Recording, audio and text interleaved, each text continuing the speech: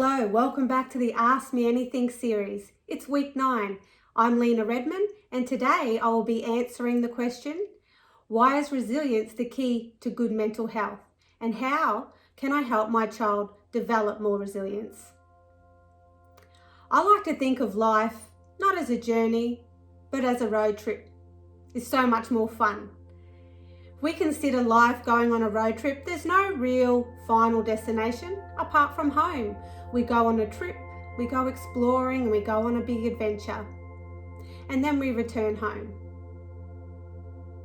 When we think about life as a road trip analogy, we know that just like life, every road trip has roadblocks along the way. There's things we're going to encounter that might be hard, difficult, might upset us, might cause some tricky feelings for us, that we're going to have to overcome to keep our car on the road and keep us moving towards the destination that we want to go. We're going to go to many destinations. Like I said, there's not one final destination except for home. So on that road trip, we're going to encounter roadblocks, but we're going to have a lot of fun too. And that's how I like to think about life.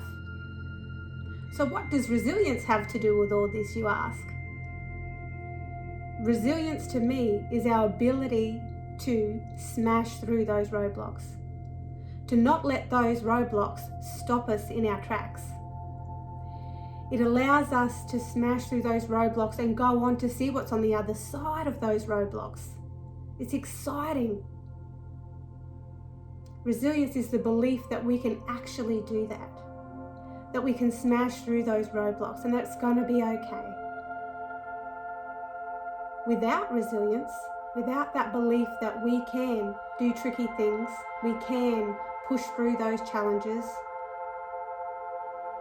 we might end up just staying at that roadblock and not venturing any further. We might end up actually returning home and parking our car back in the garage and staying there, and not experiencing all the wonderful things that life has to offer, and not living life to our fullest potential. And that doesn't sound like a really great option to me.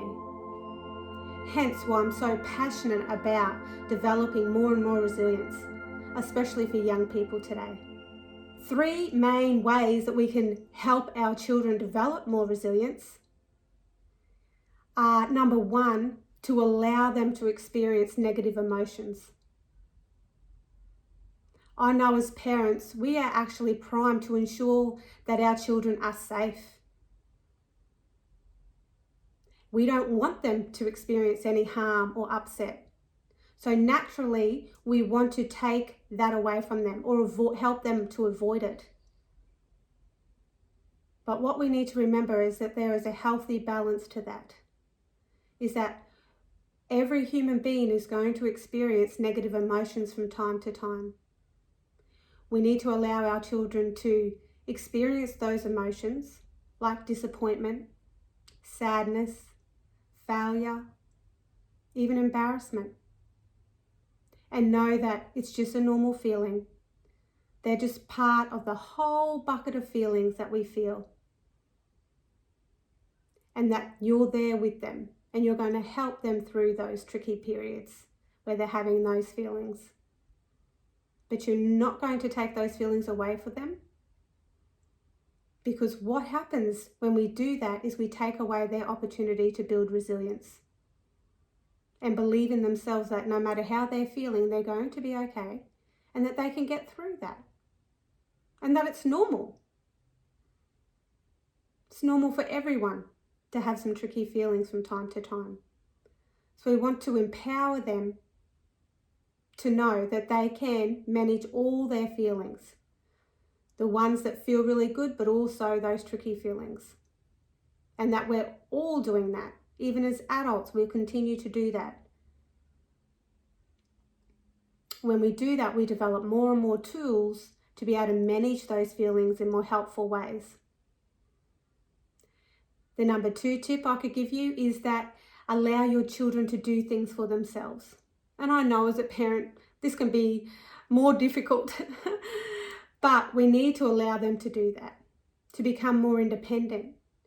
When they have opportunities to do things for themselves, like dress themselves, manage a friendship conflict for themselves, and do their own schoolwork and assessments, and communicate with their class teachers when they're older, communicate with their boss at work when they have a part-time job. They will then develop the skills and the inner belief that they can do those things independently. So when you're not there, they can do these things. Because let's be really mindful, when children are young, they're on a road trip with us, in our car, in the family vehicle. But soon enough, they become teenagers and young adults and they have their own car. And they're the drivers of that car. And they're going to come across roadblocks. And you're not going to be there. Because it's their car and they're driving independently. They have a license. They have a license for life. And in that life, there's going to be roadblocks. We want them to develop the skills and resilience and belief in themselves that they can smash through those roadblocks and keep going and live their life to their fullest potential and do so with good mental health and well-being. So allowing them little by little to do things more independently for themselves really helps them able to do that later in life. The third thing that is really significant in developing more resilience for your child is to actually have them think resilient thoughts.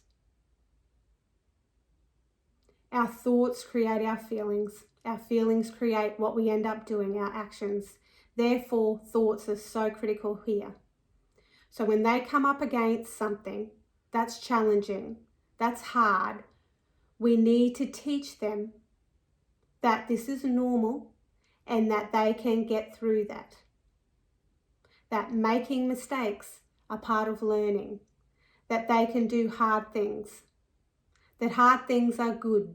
They're there to help us stretch ourselves so that we can grow and learn. That no matter what happens, they're loved.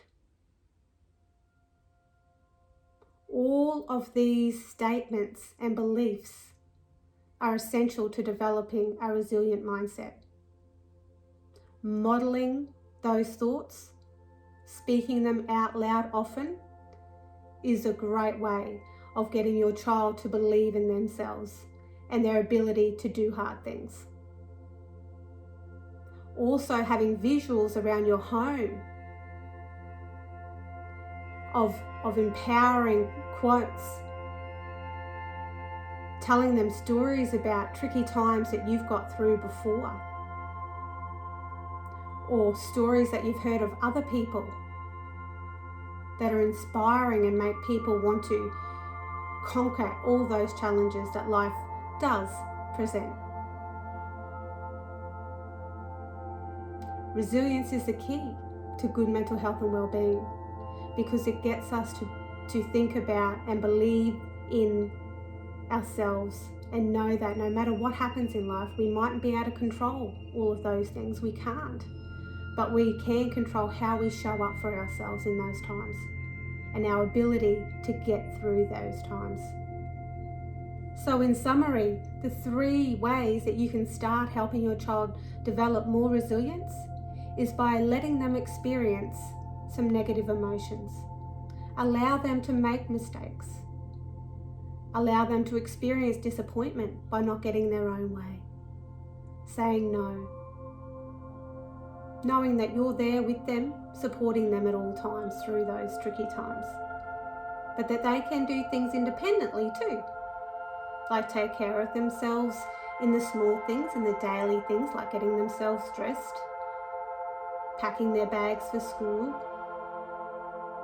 communicating with teachers, sorting out a friendship problem, and also creating a resilient mindset through modelling and having some visuals around to help everybody stay on track. I really hope you found this information helpful today. Please keep the questions coming and I can't wait to answer more of them. Take care.